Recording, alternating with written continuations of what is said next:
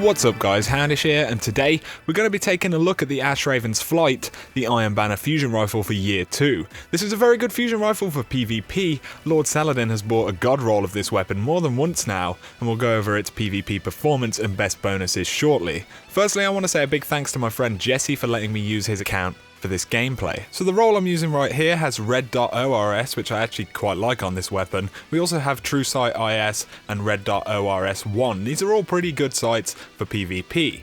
Next we have Last Resort. The weapon handles and reloads faster when the wielder is the last living player of their fire team, lightweight for 2x character agility, braced frame for increased stability at the expense of magazine size. Brace frame is fantastic on this weapon, and then we have oiled frame for faster reload at the expense of range.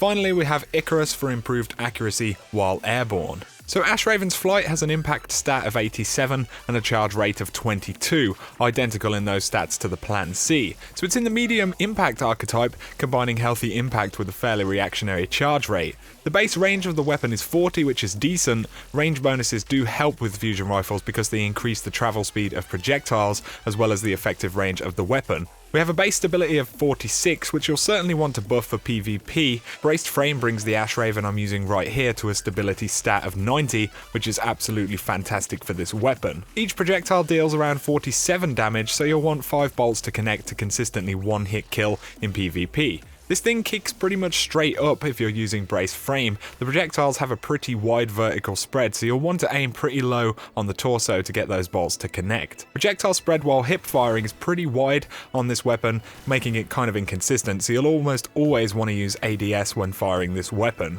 In terms of its performance in PvP though, this weapon is absolutely fantastic. The balance of charge rate and impact means it's fairly flexible. You can ward off most shotgun rushers unless they're extremely close to you, and you can get some fairly long range kills with it too.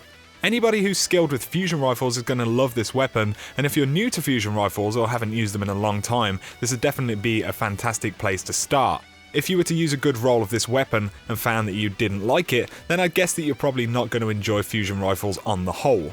Either way, for me, this is about as good as any fusion rifle can get for PvP. It sits up there with the Vacancy and Thusan FR4. It's just a fantastic weapon. For bonuses, as we mentioned, stability is very important. Braced frame is simply the best option here. You get tons of stability without it affecting your range. Of course, most other bonuses for stability are going to affect your range far too much on this weapon.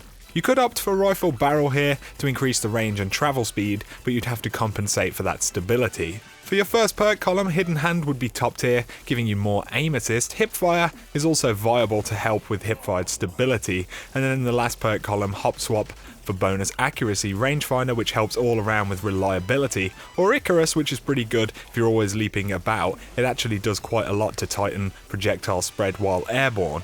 Eye of the Storm can be considered as well here, since you'll take damage while charging the weapon.